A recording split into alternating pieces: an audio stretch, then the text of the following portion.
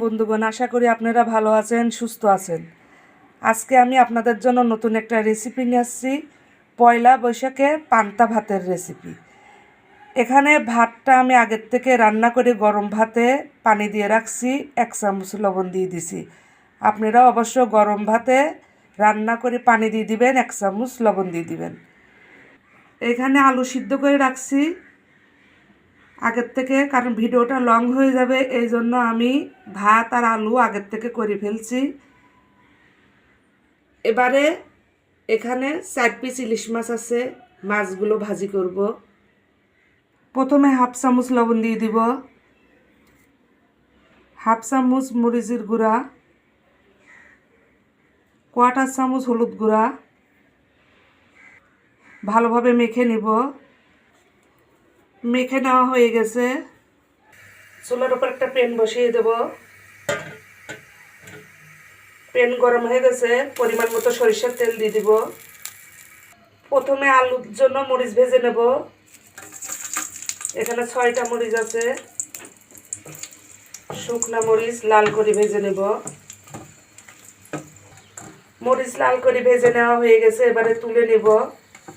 আলু ভর্তা করার জন্য পেঁয়াজ ভেজে নেব, কারণ কাঁচা পেঁয়াজ ভর্তা করলে গন্ধ লাগে, এই জন্য হালকা করে ভেজে নিব।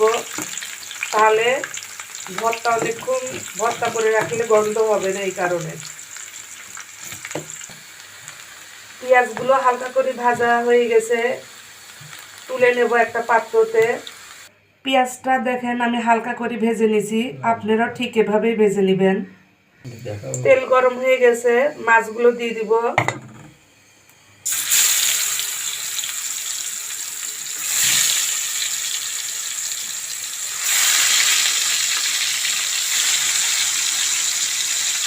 চুলাটা মিডিয়াম দিচ্ছি, ফুল দেওয়া যাবে না। মাছ 1 পিঠ হয়ে গেছে, এবারে উল্টাই দিব। উল্টানো হয়ে গেছে, এবারে অপর পিঠটা ভালো করে ভেজে নেব। লাল করে মাছ ভেজে নেওয়া হয়ে গেছে, এবারে তুলে নেব। চটকাই নিব গিলাস দিয়ে। আপনারা ইচ্ছা হাত হাত দিয়েও চটকাই নিতে পারবেন, কিন্তু গিলাস দিয়ে করলে সুবিধা হয়। আলুগুলো ভালোভাবে চটকাই নেওয়া হয়ে গেছে।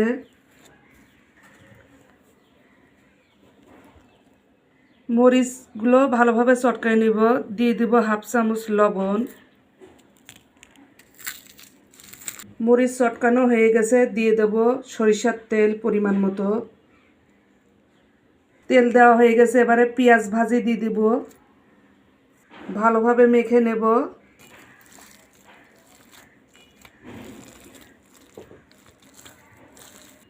ভর্তা তৈরি করা হয়ে গেছে, এবারে প্লেটে পান্তা ভাতগুলো ঢেলে নেব।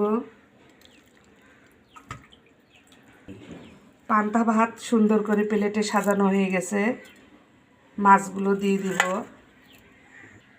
তৈরি হয়ে গেল পয়লা বৈশাখের পান্তা ভাত, ইলিশ মাছ ভাজি, আলু ভর্তা, কাঁচা পেঁয়াজ, কাঁচা মরিচ। এভাবে আপনারা তৈরি করে খেয়ে দেখবেন, আশা করি ভালো লাগবে। আপনারা সবাই ভালো থাকুন, সুস্থ থাকুন। এরপরে দেখা হবে নতুন কোনো রেসিপি নিয়ে। আজকে এখানেই শেষ করলাম। আল্লাহ হাফেজ।